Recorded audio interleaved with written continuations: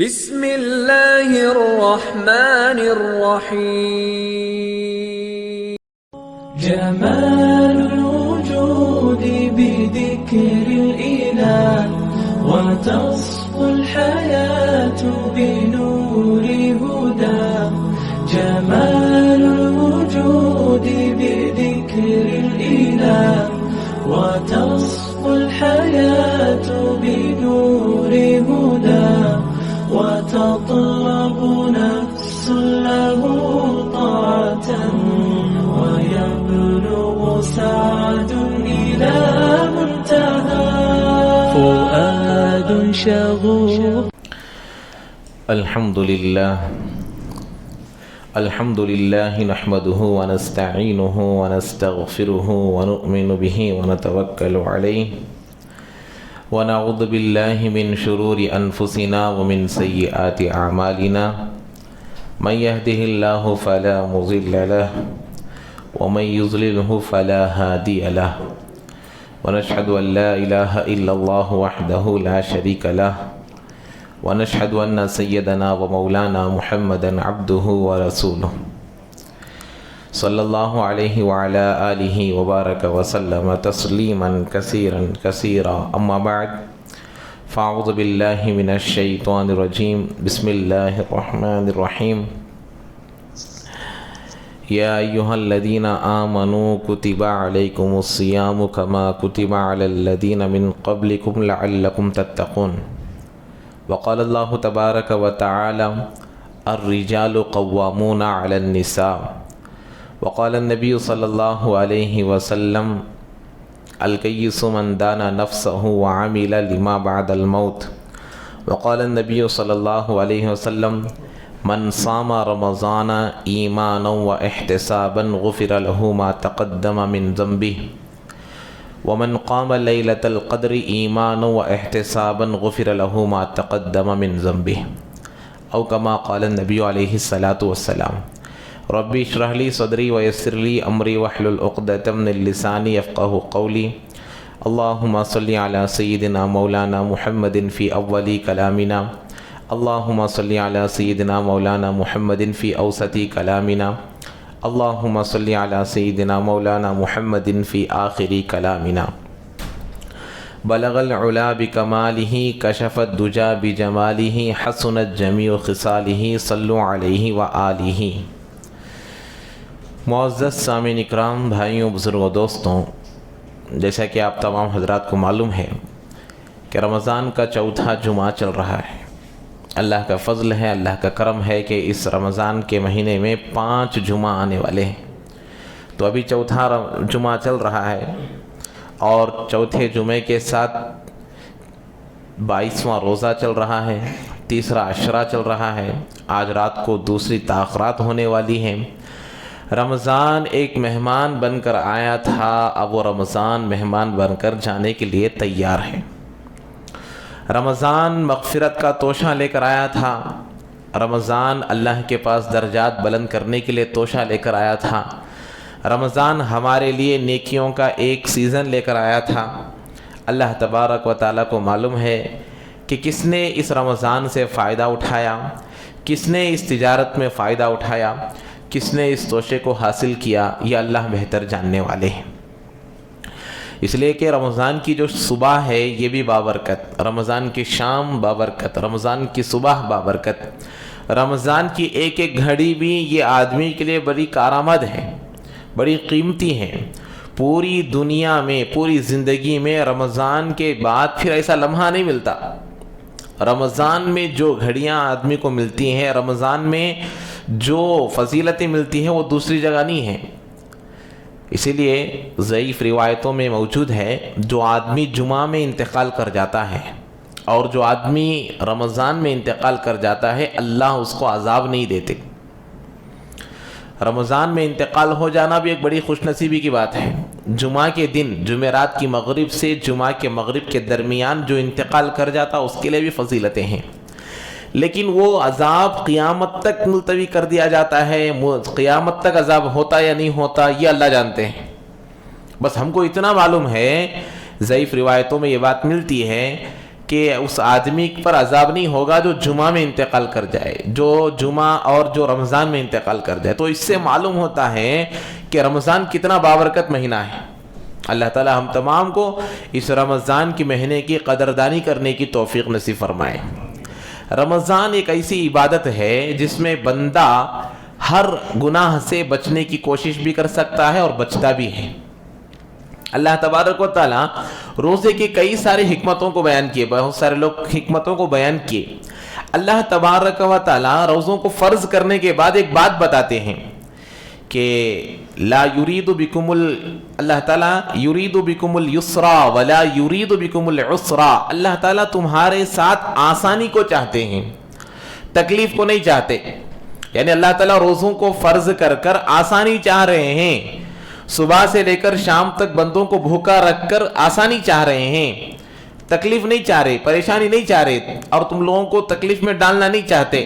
لیکن آج آدمی کو معلوم ہو رہا ہے صبح سے لے کر شام تک دھوپ میں ہم لوگ روزہ رکھ رہے ہیں، پیاس کی شدت برداشت کر رہے ہیں، بھوک کی شدت برداشت کر رہے ہیں، اور اتنی گرمی 40-42 ڈگری کی دھوپ میں ہم لوگ روزہ رکھ رہے ہیں۔ تو ظاہری طور پر ہم لوگوں کو تکلیف معلوم ہو رہی ہے، لیکن اللہ تبارک و تعالیٰ ان روزوں کے ذریعے سے دوسروں کی بھوک کا احساس دلوں میں پیدا کریں گے، دوسروں کی پیاس کا احساس دلوں میں پیدا کریں گے، دوسروں کی محبت، غریبوں کی محبت۔ اس رمضان میں آدمی صدقہ کرتا ہے، خیرات کرتا ہے، زکوٰۃ دیتا ہے، صدقہ فطر دیتا ہے، روزہ رکھتا ہے، راتوں کو تراویح پڑھتا ہے، شب قدر میں جاگتا ہے، کتنے نیک اعمال کر رہا ہے۔ اس میں اپنے اعمال کے ساتھ دوسروں کا خیال کرنا بھی پایا جاتا۔ اب آدمی اچھا کھا پی رہا ہے، سب کر رہا ہے، لیکن خرچ بھی کرتا ہے، لیکن جب تک خود یہ بھوکا نہیں رہتا، بھوک کیا چیز ہے نہیں معلوم، جب تک یہ خود پیاسا نہیں رہتا، پیاس کیا چیز ہے نہیں معلوم۔ تو اللہ تعالیٰ پریکٹیکلی بتانا چاہتے ہیں کہ دیکھو لوگوں، دنیا میں کتنے ایسے لوگ ہیں جن کو کھانے کے لیے کھانا نہیں ملتا، پینے کے لیے پانی نہیں ملتا، پہننے کے لیے کپڑا نہیں ملتا، رہنے کے لیے گھر نہیں رہتا۔ تم لوگ اس رمضان کے مہینے میں سب پر رحم کھاؤ۔ آج اللہ تعالیٰ ہم تمام کو اچھی سے اچھی زندگی دیا ہے، ہم کیا بولتے ہیں کھانے کے لیے کیا ہے؟ آج گھر میں ہر ایک آدمی کیا پوچھتا کھانے کے لیے گھر میں کیا ہے؟ اب بیوی صاحبہ، بیگم صاحبہ بولتی ہیں کہ فلاں فلاں کھانے کے لیے ہے، گھر میں کھانا ہے، دال ہے، سالن ہے، گوشت کا سالن ہے، جو بھی بولتے ہیں۔ تو ہم کیا پوچھ رہے ہیں گھر میں کھانے کے لیے کیا ہے؟ لیکن دنیا میں آج اتنے ایسے لوگ ہیں، آج کھانے کو کچھ مل جاتا، یہ بولنے والے ہیں، آج کچھ مل جاتا، دوپہر گزر گئی، رات کو ملتا نہیں معلوم نہیں، رات گزر گئی، صبح ملتی ہے نہیں معلوم۔ تو ایسی دنیا زندگی لوگ آج گزار رہے ہیں۔ اللہ تعالیٰ ہم لوگ کتنا دیا ہے۔ رمضان تو برکتوں والا مہینہ، آدمی کھاتا ہے، اللہ اتنی برکتیں دیتا ہے۔ رمضان میں آدمی جتنا سیر ہوتا ہے، جتنا کھاتا ہے، وہ دوسرے مہینوں میں نہیں کھاتا۔ حالانکہ آدمی بھوکا رہ رہا ہے، لیکن اللہ برکت دیتے ہیں، کیوں؟ نیک اعمال زیادہ کر رہے ہیں۔ تو میرے بھائیوں، بزرگوں، دوستوں، اللہ تبارک و تعالیٰ جو زندگی ہمیں دیا ہے، یہ روزے اس میں جو فرض کیا ہے زندگی میں، اس کی بڑی حکمتیں ہیں، اس کے بڑے فضائل ہیں۔ اللہ خود کہتے ہیں نماز پڑھنے والوں کے لیے یہ ثواب، زکوٰۃ دینے والوں کے لیے یہ ثواب،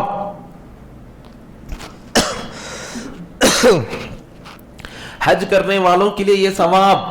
لیکن جب روزے کی باری آئی تو اللہ تعالیٰ نے فرمایا روزہ رکھنے والوں کے لیے اللہ تعالیٰ کہتے ہیں کہ اس کا بدلہ میں خود ہوں۔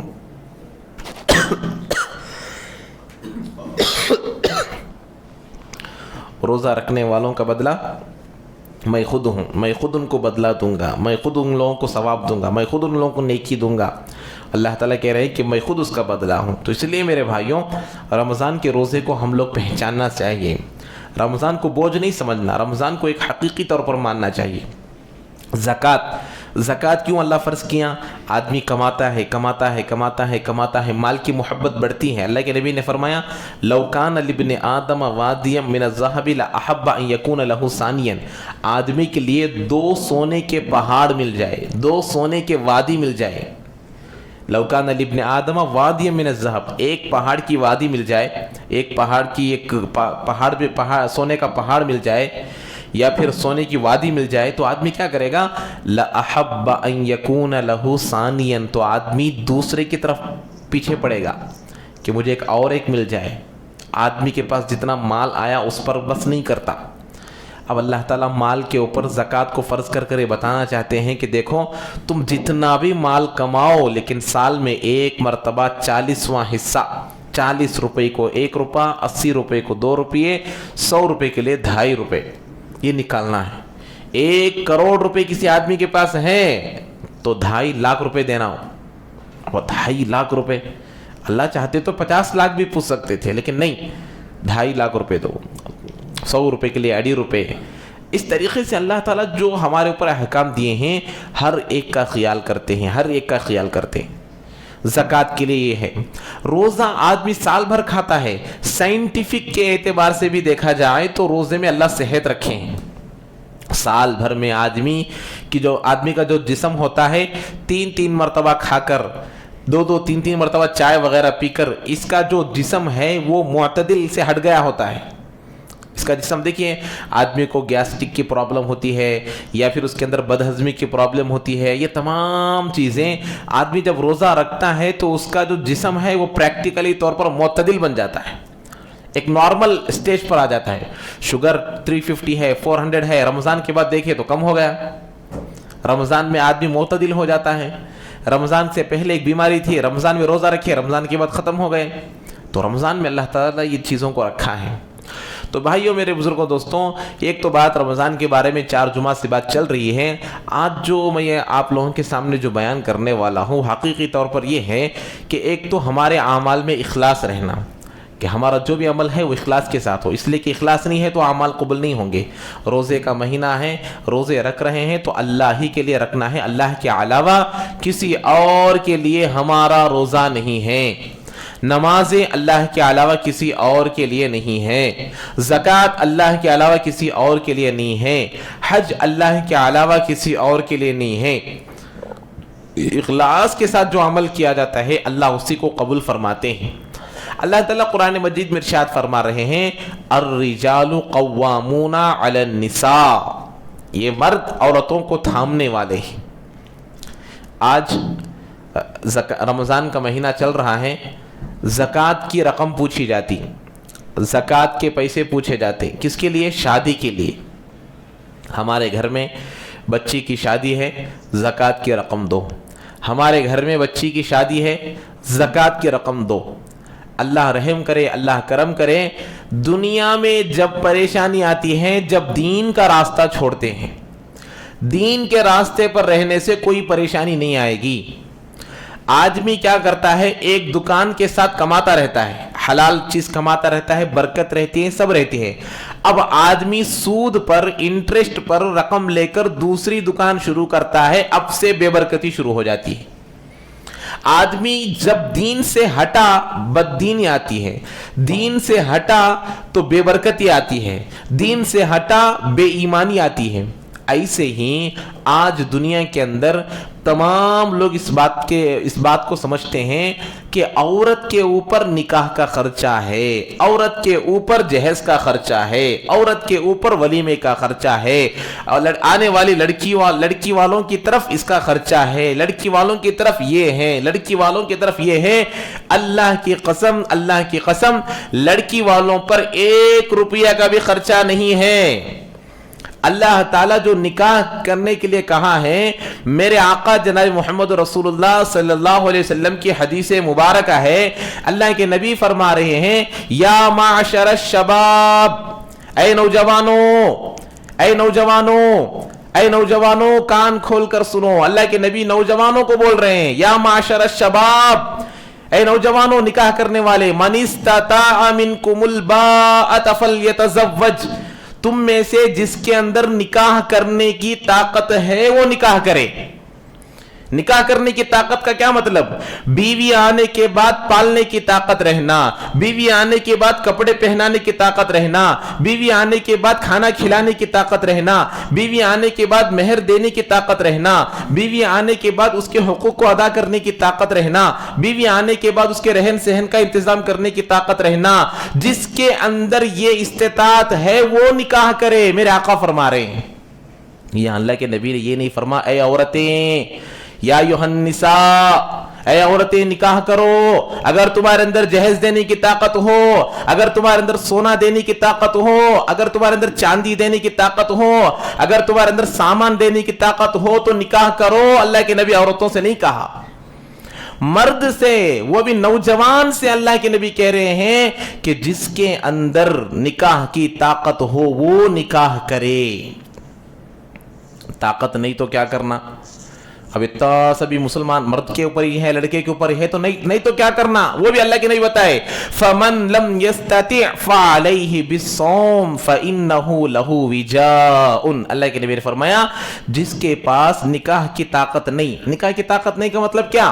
مہر دے نہیں سکتا، عورت کو گھر کا انتظام نہیں کر سکتا، عورت کو کپڑوں کا انتظام نہیں کر سکتا، عورت کو کھانے کے لیے انتظام نہیں کر سکتا، تو نکاح مت کرو۔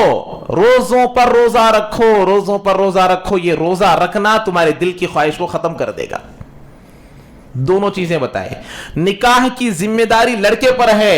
اللہ معاف کرے، اللہ معاف کرے، پوری دنیا میں پھر کر دیکھیے آج تک کسی نے یہ چندہ نہیں کیا میرے بیٹے کا نکاح ہے، میرے بیٹے کے لیے چندہ دو، میرا بیٹے کے آج نکاح ہے، مہر کے لیے پیسے نہیں ہے، چندہ دو، میرا بیٹے کی نکاح ہے، میرے بیٹے کے لیے گھر کا انتظام کرنے کے لیے انتظام نہیں ہے، چندہ دو۔ کسی نے نہیں پوچھا، لڑکیاں والے ہی پوچھتے ہیں، لڑکیوں والوں کو بوجھ بنا دیا گیا۔ اب باپ جب لڑکی پیدا ہوتی ہے تو اس کو منحوس سمجھتا ہے کہ مجھے لڑکی پیدا ہو گئی، مجھے بیٹی پیدا ہو گئی، اب مجھے جمع کر رکھنا ہے 10 لاکھ 12 لاکھ 50 تولے 20 تولے 30 تولے میں سونا جمع کرنا ہے، بیٹی کا نکاح کرنا ہے۔ اللہ معاف کرے، یہ آج زکوٰۃ آج کتنے لوگ اس پر بیٹیوں کے شادی کے بنا پر استعمال کر رہے ہیں، بیٹیوں کے شادی کے لیے مال پوچھ رہے ہیں، بیٹی کی شادی کے لیے زکوٰۃ پوچھ رہے ہیں۔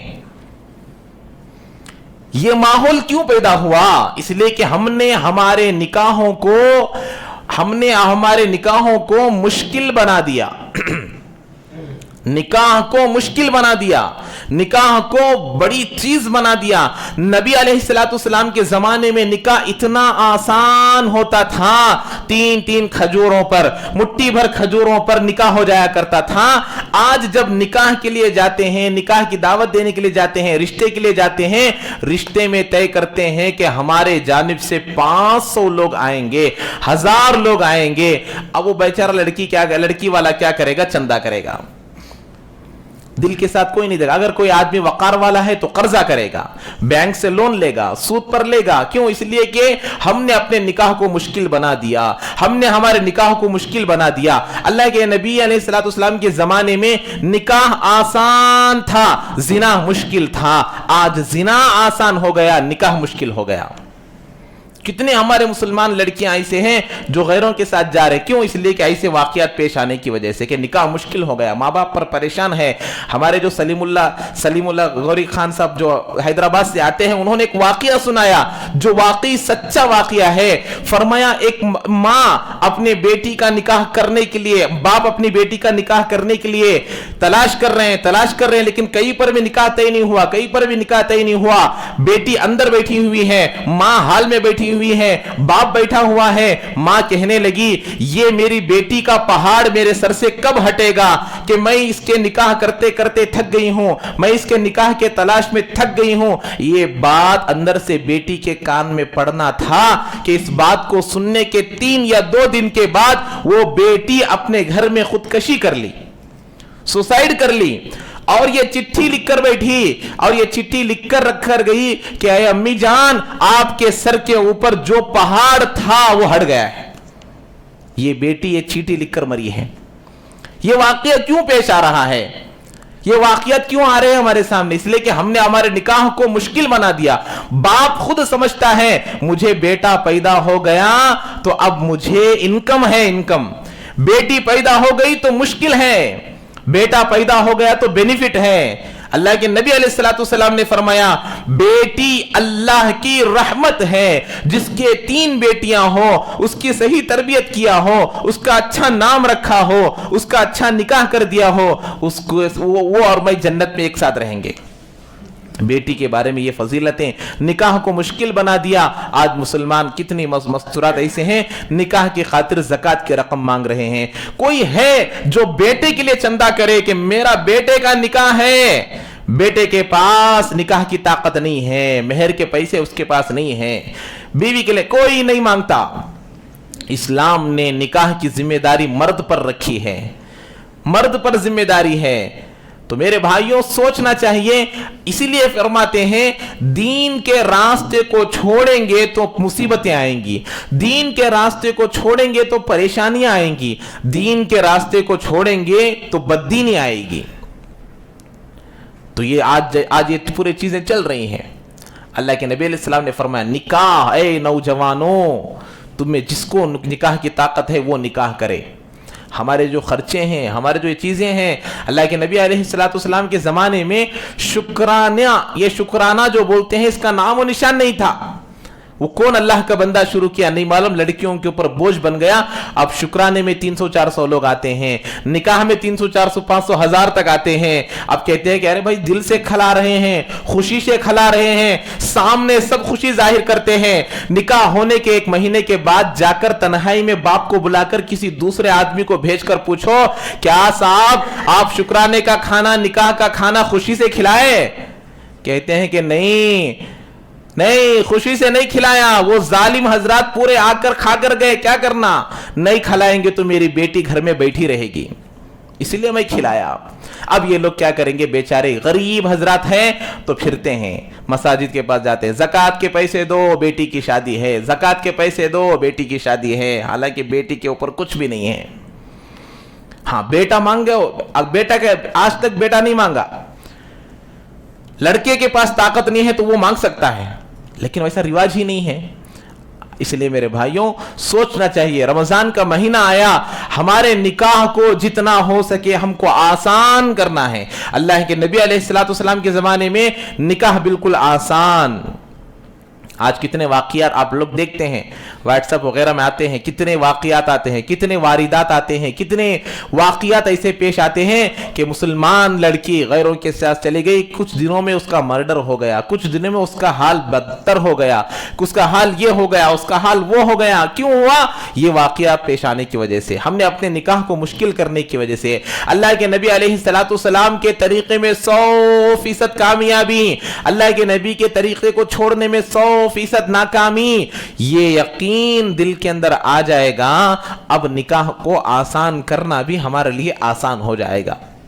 अगर ये यकीन नहीं रहेगा, ये यकीन नहीं रहेगा तो अब मुश्किल हो जाएगा, परेशानी हो जाएगी। इसलिए अपने निकाह को आसान बनाना। अल्लाह के नबी के कलिमात को देखिए, अल्लाह क्या कुरान में क्या कह रहे हैं, अर्रिजालु कव्वामूना अलन निसा, मर्द औरतों को थामने वाले हैं, ये मर्द औरतों के सरदार हैं, मर्द औरतों को कंट्रोल करने वाले हैं, मर्द औरत की देखभाल करने वाला है। माहौल अल्लाह ने फितरत ही ऐसी बनाई, कुरान में कह दिया अर्रिजाल कव्वामूना अलन निसा, मर्द औरतों को थामने वाली है। आज हमने इसको उल्टा कर दिया, पलटा दिया, औरतें मर्दों को थामने वाली है। वो अपने घर से सामान लाकर लड़के और मर्द को देते हैं। अब क्या हो गया, मर्द औरत लाई हुए सामानों पर ये मर्द राज कर रहा है, लड़की लाई हुए सामानों पर वो जिंदगी गुजार रहा है। अब लड़की के बिना पर, लड़की के सामान पर वो जिंदगी गुजार रहा है। अब लड़की के अंदर तकब्बुर आएगा, लड़की के अंदर मस्ती आएगी, लड़की के अंदर नाशुक्री आएगी। अब लड़की कहेगी जो तुम करना चाहते हो कर लो, तुम जिस पलंग पर सो रहे हो, तुम जिस बेड पर सो रहे हो, तुम जिस चीज को इस्तेमाल कर रहे हो, ये मेरे अब्बा की दिलाई हुई है, ये मेरे अब्बा की है। ये शान से कहने की ताकत आज हमने हमारे निकाह को बदलने की वजह से किया है। निकाह का खर्चा, निकाह की चीजें, औरत की चीजें, ये हमारे ऊपर है। जब हम रखेंगे, अल्लाह कह रहे हैं अर्रिजाल कव्वामून अलन निसा, मर्द औरतों को थामने वाले हैं। مرد عورتوں کو کنٹرول کرنے والے. اگر ہم لوگ ان کی چیزوں پر زندگی گزاریں گے, اب عورتیں مردوں کو تھامنے والی ہوگی. اب عورت کے پاس مال ہے, چیزیں ہیں, ہم اس کو استعمال کر رہے, تھوڑا بھی آگے پیچھے ہو جائے گا, لڑکی کہے گی ساتھ رہنا ہے کہ نہیں, اگر نہیں رہنا ہے تو میں چلی جاؤں گی. مرد سے پہلے لڑکی کہتی ہے کہ میں چلے جاؤں گی, میں نہیں رہوں گی, میں تیرے ساتھ زندگی نہیں گزاروں گی, میں تیرے ساتھ نہیں رہ سکتی. باپ کے پاس آ کر کہتے ہیں ابا جان آپ جس کے ساتھ نکاح کر دیے ہیں میں اس کے ساتھ رہنا نہیں چاہتی. نکاح ہو کر 15 دن میں لڑکیاں واپس آئی ہیں, نکاح ہو کر مہینے کے بعد لڑکیاں واپس آئی ہے. کیوں؟ اس لیے کہ یہ لڑکا جو مجھ سے نکاح کر لیا ہے یہ میرے ابا کے دیے ہوئے چیزوں پر زندگی گزار رہا ہے, میرے ابا کے دیے ہوئے چیزوں پر زندگی گزر رہی ہے. میں ہوں تو تم ہو, میں نہیں ہے تو تم نہیں ہے سمجھ کر اب لڑکی کے اندر تکبر, مستی سب آئے گا. شوہر میاں بیوی کے درمیان کبھی جھگڑا بھی ہوتا ہے, کبھی محبت بھی ہوتی ہے, کبھی پیار بھی ہوتا ہے, کبھی دشمنی بھی ہوتی ہے, کبھی لڑائی بھی ہوتی ہے, لیکن ان دونوں کو صبر کر تحمل کر برداشت کر صبر کے ساتھ چلنے کا نام نکاح ہے. اللہ تعالیٰ قرآن مجید میں کیا فرمایا؟ ہن لباس لکم وانتم لباس لہن. عورتیں مردوں کے لیے لباس ہے, مرد عورتوں کے لیے لباس ہے. یہ کپڑا میں پہن لیا, اندر کا لباس, اندر کا جو عیب ہے وہ چھپ جاتا ہے. تو مرد عورت ایک لباس کی طرح ہیں, اندر کے عیب چھپ جاتے ہیں. میاں بیوی رات کو جھگڑتے ہیں, صبح میں پیار محبت سے رہتے ہیں, صبح میں لڑائی کرتے ہیں, رات میں پیار محبت سے رہتے ہیں. یہ نکاح کی ایک عادت ہے, نکاح میں یہ ہوتا ہی ہے. دنیا میں اگر کسی نے کہا آج تک میں میری بیوی کے ساتھ لڑائی نہیں کیا تو وہ سمجھو نمبر 1 جھوٹا ہے. میاں بیوی کا رشتہ ہی ایسا ہے کہ ان کے درمیان اونچ نیچ ہوتی ہے. اب یہ اونچ نیچ ہونے کے بعد برداشت کی طاقت نہیں ہے تو سمجھو کہ وہاں بددینی آئی ہوئی ہے, بددینی. تو آج یہ بتانا مقصد اس لیے ہے, کتنے لوگ آج زکوٰۃ کے لیے, نکاح کے لیے زکوٰۃ کی رقم مانگنے کے لیے آ رہے ہیں. کیوں آ رہے ہیں؟ نکاح کو مشکل بنا دیا, نکاح کو پریشان کر دیا ہم لوگوں نے, نکاح کو ایک بڑی مصیبت والی چیز بنا دیے, نکاح کو آسان. حضرت علی رضی اللہ تعالیٰ عنہ کا نکاح, حضرت علی کے پاس پیسے نہیں, مہر کے لیے دینے پیسے نہیں, اللہ کے نبی زرا دیے, اے یہ لو, یہ زرا جا کر بیچ کر آ کر مہر کے پیسے لاؤ اور مہر ادا کرو.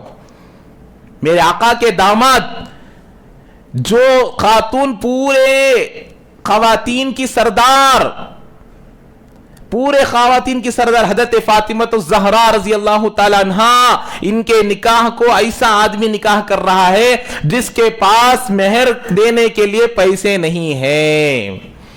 اللہ کے نبی علیہ السلام نے اپنے زرا مبارک کو اٹھا کر دیے, حضرت علی کی ہی, ایک روایت کے موافق حضرت علی کی ہی تھی, وہ دیے, جا کر کہا کہ اس کو بیچ کر آؤ, جا کر لے کر آؤ پیسے اور لے کر آ کر مہر دو.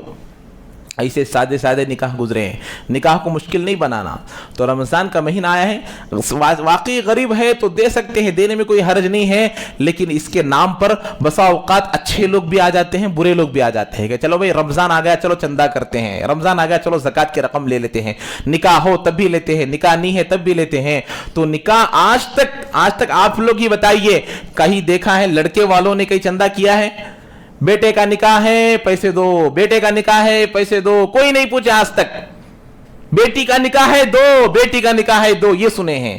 بیٹی کا نکاح 1 روپے کے بغیر بھی ہو جاتا ہے, بیٹے کا نکاح نہیں ہوتا. اللہ کے نبی وہی کہہ رہے ہیں, جس کو مہر دینے کی طاقت ہے نکاح کرے, بیوی کو سنبھالنے کی طاقت ہے نکاح کرے, بیوی کو گھر کا انتظام کرنے کی طاقت ہے نکاح کرے, بیوی کو کھانے کا انتظام کرنے کی طاقت ہے نکاح کرے. یہ سب نہیں ہے, روزے رکھو, نفل روزے رکھو, ایک کے بعد ایک روزے رکھو, زنا میں مبتلا نہیں ہوگے, گناہوں میں مبتلا نہیں ہوگے, تمہاری زندگی اچھی گزرے گی. تو میرے بھائیوں, آج کہنے کا مقصد یہ ہے, ہمارا چوتھا جمعہ ہے, زکوٰۃ وغیرہ جو حضرات نہیں نکالے ہیں نکالنے کی کوشش کریں اور مدارس وغیرہ کو دیں, اور جہاں پر بھی آپ لوگوں کے مدارس وغیرہ ہے, رشتہ داروں میں اگر کوئی غریب ہے تو ان کو بھی دے سکتے ہیں. تو یہ تمام چیزیں دیکھنا, اور اس طریقے سے جو لوگ اپنے بچوں کا آگے چل کر نکاح کرنے والے ہیں ان لوگوں سے بھی گزارش ہے کہ نکاح کو آسان بنائیں, بالکل آسان بنائے. یہ شکرانہ, یہ نکاح, یہ کچھ نہیں ہے. نکاح ہو گیا ولیمے کا کھانا, آج نکاح ہوا کل ولیمے کا کھانا, ایسا بھی کر سکتے ہیں. تو نکاح کو آسان بنانا چاہیے. اللہ تعالی ہم تمام کو عمل کی توفیق نصیب فرمائے. جو حضرات سنتیں نہیں پڑھے سنتیں ادا فرما لیں.